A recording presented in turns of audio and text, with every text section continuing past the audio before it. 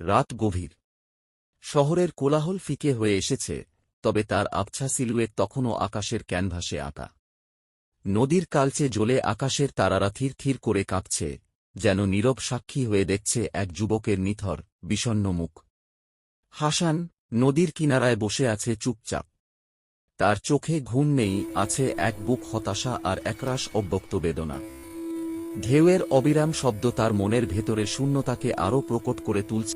হাসান একসময় গ্রামের সবার প্রিয় ছিল, পরিশ্রমী, মিষ্টভাষী আর আল্লাহভক্ত, কিন্তু ভাগ্য যেন তার প্রতি নির্দয় হয়ে উঠেছিল। তার ছোট দোকানটা আগুনে পুড়ে গেছে, বাবাও মারা গেছেন, মাও অসুস্থ, চিকিৎসার টাকাও নেই। হাসান ক্লান্ত, অবসন্ন।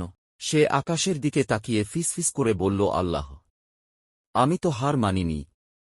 তবুও কেন এমন হলো? কোনো উত্তর আসেনি, কিন্তু মনের ভেতরে এক অদ্ভুত শান্তি নেমে এলো। সেই রাতে সে প্রথমবার কেঁদে নামাজ পড়ল, চোখের পানি আর সিজদা একাকার হয়ে গেল। পরদিন সকাল হাসান সিদ্ধান্ত নিল, যা হবে দেখা যাবে, আমি কাজ করবই। শহরে গিয়ে কাজ খুঁজতে লাগল। কেউ বিশ্বাস করল না, কেউ ঠাট্টা করল, কেউ বলল, তুই গরিব, তোর ভাগ্যে কিছু নেই। তবুও সে বলল, তকদির আল্লাহর হাতে, মানুষের নয়। শেষে এক বৃদ্ধ কাঠমিস্ত্রি তাকে নিজের দোকানে কাজ শিখতে নিলেন। হাসান দিনরাত কাজ করত, কাঠ ঘষত, চেয়ার বানাত, মেঝে মুছত। লোকেরা হাসত, এই কষ্ট করে কি হবে? কিন্তু বৃদ্ধ বলতেন, যে ধৈর্য ধরে, আল্লাহ তার হাতে বরকত দেন। একদিন দুপুরে এক ধনী ব্যবসায়ী সেই দোকানে এলেন। তিনি কিছু কাঠের চেয়ারের অর্ডার দিলেন। হাসান চুপচাপ কাজ শুরু করল, কিন্তু নিজের মতো করে চেয়ারগুলোতে সূক্ষ্ম খোদাই করল। সে কাঠে লিখল এক আয়াত, ইন্না মাআল উসরি ইউসরা,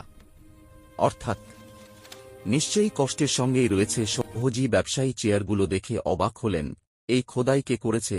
হাসান মাথা নিচু করে বলল, আমি। লোকটি বললেন, তুমি জানো না, এই আয়াতটাই আমার জীবনের মূলমন্ত্র। তিনি বললেন, তুমি আমার সঙ্গে কাজ করবে, আমি তোমাকে নিজ হাতে শেখাব। সেই ব্যবসায়ী ছিলেন হাজি আব্দুল কাদির, একজন বড় ইন্টেরিয়ার ডিজাইনার, ধনী কিন্তু ধর্মপরায়ণ মানুষ। তিনি হাসানকে নিজের প্রতিষ্ঠানে নিয়ে গেলেন। হাসান পরিশ্রম আর সততার মাধ্যমে সবাইকে মুগ্ধ করল।